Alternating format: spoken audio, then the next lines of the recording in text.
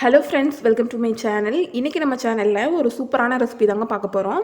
இன்றைக்கி ஒரு பாயசம் ரெசிபி பார்க்கலாம். பாயசம் பார்த்திங்கன்னா அரிசி பாயசம். அரிசி மட்டும் இருந்துச்சுன்னா போதுங்க, நம்ம இதை வச்சு ஒரு சூப்பராக பாயசம் பண்ணிடலாம். ரொம்பவே டேஸ்ட்டாக இருக்குங்க. நம்ம நிறைய டைப் ஆஃப் பாயசம் பண்ணியிருப்போம். அதாவது பால் பாயசம், சேமியா பாயசம், இந்த மாதிரி நிறைய வெரைட்டி இருக்குது. அதில் இது ரொம்பவே ஒரு ஸ்பெஷலான ரெசிபி தாங்க. இந்த பாயசம் இந்த அரிசி பாயசம் ரொம்பவே சிம்பிளாக பண்ணிடலாங்க. ஒரு 10 நிமிஷத்தில் பண்ணக்கூடிய ஒரு ஈஸியான ரெசிபி தாங்க. எப்படி பண்ணுறதுன்னு பார்க்கலாம். இப்போ வாங்க நம்ம இந்த வீடியோக்குள்ளே போகலாம். ஸோ ஃபஸ்ட் அடுப்பில் ஒரு குக்கர் வச்சுருக்கேங்க. இதில் ஒரு 2 டேபிள் ஸ்பூன் அளவுக்கு நெய் சேர்த்துக்கலாங்க. இதில் கொஞ்சமாக முந்திரியும் திராட்சை பழமும் பார்த்திங்கன்னா சேர்த்து இந்த மாதிரி வறுத்து எடுத்துக்கலாங்க. நல்லா பொன்னிறமானதும் இதை வெளியே எடுத்துடலாம். வெளியே எடுத்த பின்னாடி பார்த்தீங்கன்னா நம்ம இதில் அரிசி சேர்த்துக்கலாம். எனி டைப் ஆஃப் அரிசி நீங்கள் யூஸ் பண்ணிக்கலாங்க. எந்த அரிசி வேணாலும், பாஸ்மதி அரிசி, சாப்பாடு அரிசி அப்படின்னு எது வேணாலும் யூஸ் பண்ணிக்கலாம். நான் பார்த்தீங்கன்னா இன்றைக்கி சீரக சம்பா அரிசி தாங்க எடுத்திருக்கேன். சின்ன டம்ளரில் பார்த்தீங்கன்னா 1 டம்ளர் அளவுக்கு நான் இன்றைக்கி எடுத்திருக்கேன். ஸோ இதுவே பார்த்தீங்கன்னா ஒரு அரை குக்கர் அளவுக்கு பார்த்தீங்கன்னா வந்துடும் பாயாசம். ஒரு 7 பேர் குடிக்கிற அளவுக்கு பார்த்தீங்கன்னா இது கரெக்டாக இருக்குங்க. ஸோ இதை இந்த நெய்யில் நல்லா ஒரு தடவை இந்த மாதிரி ரோஸ்ட் பண்ணி எடுத்துக்கலாங்க. கழுவி எடுத்த அரிசி தாங்க இது. நல்லா வாஷ் பண்ணி எடுத்துகிட்டு அப்புறம் அதை நெய்யில் போட்டு இந்த மாதிரி வறுத்து எடுத்துக்கலாங்க. அதுக்கப்புறம் இதில் டைரெக்டாக பால் சேர்த்து நம்ம இதை கொதிக்க வச்சுக்கலாம். அதாவது பால் சேர்த்து நம்ம வேக வச்சு எடுத்துக்கலாங்க. அதுக்காக நான் பாலை சேர்த்துக்கிறேன். பால் பார்த்திங்கன்னா நல்ல ஒரு கெட்டியான பால் சேர்த்துக்கிறீங்க. அப்போ தான் டேஸ்ட் பார்த்திங்கன்னா ரொம்ப நல்லாயிருக்கும். பாருங்கள், ஆடையே இந்த அளவுக்கு கட்டி இருந்தது. ஸோ இந்த கெட்டியான பால் சேர்த்துட்டு, ஒருவேளை உங்களுக்கு பால் பத்தலை அப்படின்னா இதுக்கு தேவையான அளவு தண்ணி சேர்த்துக்கோங்க.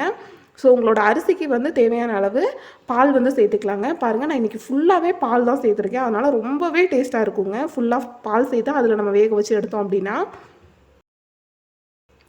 ஸோ அடுத்து நம்ம குக்கர் மூடி போட்டு மூடிக்கலாங்க. நல்லா மிக்ஸ் பண்ணி விட்டுட்டு குக்கர் மூடி போட்டு மூடிக்கங்க. விசில் போட்டுக்கோங்க. இது நல்லா வேக வச்சு எடுத்துடலாம். எத்தனை விசிலுக்கு வெந்து வருமோ அந்த அளவுக்கு வச்சு நம்ம வேக வச்சு எடுத்துக்கலாங்க. பாருங்கள், நான் ஒரு 3 விசில் வச்சேன். அதுக்கே பார்த்திங்கன்னா நல்லா வெந்துருச்சு. நான் ஊற வைக்கல. ஊற வைக்காமல் 3 விசிலுக்கே பார்த்திங்கன்னா நல்லா இந்த மாதிரி குழைவாக வெந்துருச்சு. ரொம்ப குழைவக்கூடாது. ஓரளவுக்கு வெந்தாலே போதும். ஓரளவுக்கு ஒரு சின்ன கடிச்சு சாப்பிட்ற அளவுக்கு வெந்தாலே போதுங்க. ஸோ இப்போ இதில் 1 டம்ளர் அரிசிக்கு 1 டம்ளர் அளவுக்கு சர்க்கரை பார்த்திங்கன்னா சரியாக இருக்கும். 3/4 டம்ளர்லேருந்து 1 டம்ளர் வரைக்குமே நம்ம சர்க்கரை சேர்த்துக்கலாம், நம்மளோட இனிப்பு சுவைக்கு தகுந்த மாதிரி. ஸோ அடுத்து நமக்கு தேவையான அளவு பால் சேர்த்துக்கலாங்க. ரொம்ப திக்காக இருக்க மாதிரி இருந்தது, அதனால் அதை கொஞ்சம் லூஸ் பண்ணணும் அப்படிங்கிறதுக்காக இன்னும் 1 டம்ளர் அளவுக்கு பால் பார்த்திங்கன்னா நான் சேர்த்துக்கிட்டேன்.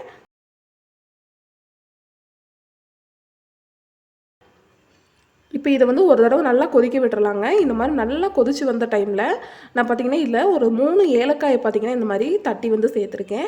ஏலக்காயை நல்லா இந்த மாதிரி இது பண்ணி சேர்த்து விடுங்க.